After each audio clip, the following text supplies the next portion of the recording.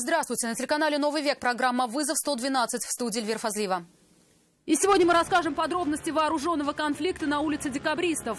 Я же, говорит, не разбил. Я, говорю, по голове сейчас постучу, тоже не разобью. Версия произошедшего. Покажем дерево, которое остановило водителя Сузуки, тем самым предотвратив возможные печальные последствия. Я не хочу вас видеть, понимаете, что сейчас вы меня на весь Татарстан покажете. Водитель иномарки был очень сильно пьян. Стоп на этом. Вы не медэксперт. А также ликвидация торговых точек, которые были источником дохода преступной группировки. Это и не только. Прямо сейчас. Сообщение об угрозе оружием поступило сегодня в полицию от охранника торгового комплекса на улице Декабристов. Он сообщил приметы угрожавшего ему молодого человека и машины, на которой он уехал. План перехвата объявили сразу, машину задержали. В иномарке действительно обнаружили пистолет, но водитель рассказал Навсеминязовой, что объектом нападения со стороны охранника был именно он. Охраннику одного из этих заведений угрожали предметом, похожим на пистолет, здесь, на московском рынке, после чего он позвонил в полицию, а по городу объявили план перехват.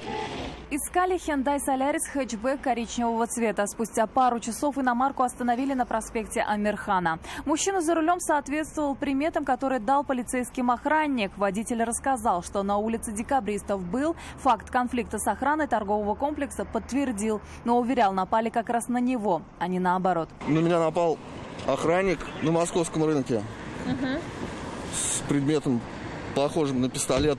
В окошко мне постучал, а у меня крупную сумму денег с собой. Вот, я как бы, наверное, дал ему отпор какой-то, ему не понравилось. По его словам, охраннику не понравилось, где он припарковал машину, якобы она загораживала вход в торговый комплекс. Что стучишь в окно?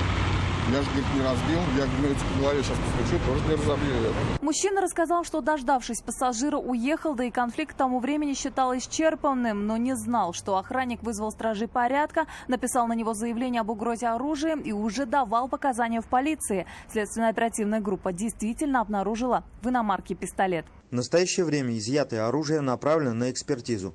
39-летний мужчина доставлен в отдел полиции. По факту произошедшего проводится проверка. Пистолет аэрозольный, разрешение на его приобретение и хранение не нужно. Экспертиза должна установить, не переделан ли он для стрельбы другими патронами. А дознаватели за это время выяснить, было ли нарушение закона какой-нибудь из сторон этого конфликта. И уже после этого будет принято процессуальное решение. Навсеминязова, Наиля Абдулин. Вызов 112. Нетрезвый водитель Сузуки на улице Серова не справился с управлением и врезался в дерево. От передней части машины мало что осталось, при этом автомобилист не пострадал. Он пытался убедить всех окружающих, что не пил перед поездкой, а авария – результат простой случайности. О вымыслах и реальности Алия Хайруддинова. Я не выпил, но просто, я не хочу вас видеть, понимаете, что сейчас вы меня на весь Татарстан покажете. Ну, если спиртное мужчина не пил, то явно доставил его в организм каким-то другим способом. Его поведение и исходивший от водителя Сузуки запах говорили о состоянии сильного опьянения. И о последствиях езды в таком состоянии он стал думать только тогда, когда они уже стали наступать. На улице Серова мужчина въехал в дерево, разбив свою машину чуть ли не вдребезги. Меня развернуло вот так всего лишь. А выпили нет перед этим-то? Нет, я не выпил. Вы же нам признали, что выпивали вы. Стоп на этом. Вы не медэксперт. В роли эксперта выступил алкотестер. Мужчина не отказался проходить тест на наличие алкоголя в крови. До последнего надеялся, что результат будет нулевой. Я сам туда попал. 1,176. Теперь автомобилисту грозит как лишение водительских прав, так и крупный денежный штраф. Впрочем, он еще легко отделался. Не останови его дерево, исход такой поездки мог бы быть куда плачевнее. Алия Хайруддинова, Айрат Назипов, Константин Бушуев. Вызов 112. Hyundai Solaris въехал в заднюю часть автобуса на улице Восстания.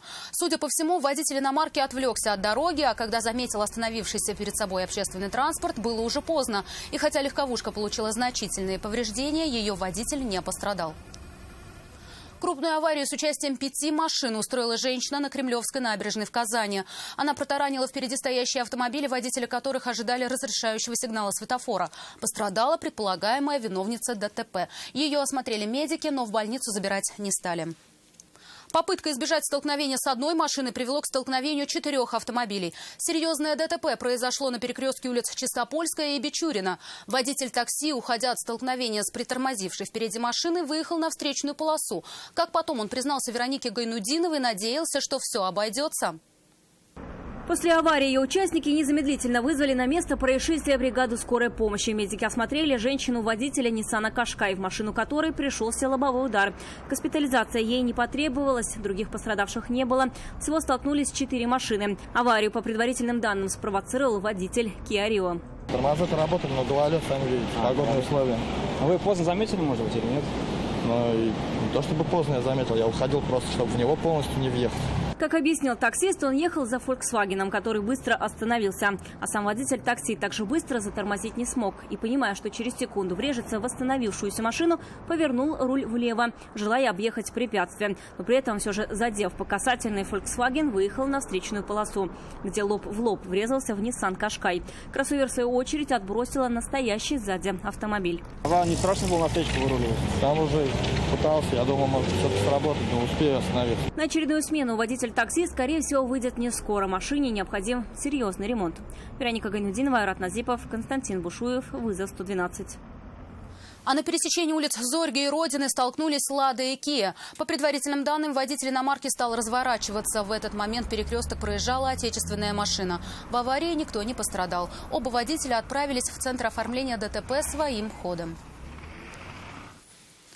Сильно испугались за свои жизни жильцы верхних этажей 81-го дома на проспекте Имашева. Они, схватив документы и наиболее ценные вещи, стали покидать свои квартиры. Тех, кто не смог эвакуироваться сам, выводили полицейские и пожарные. Причиной тому послужил запах гари и огонь на 8-м этаже. С места происшествия Нафиса Минязова.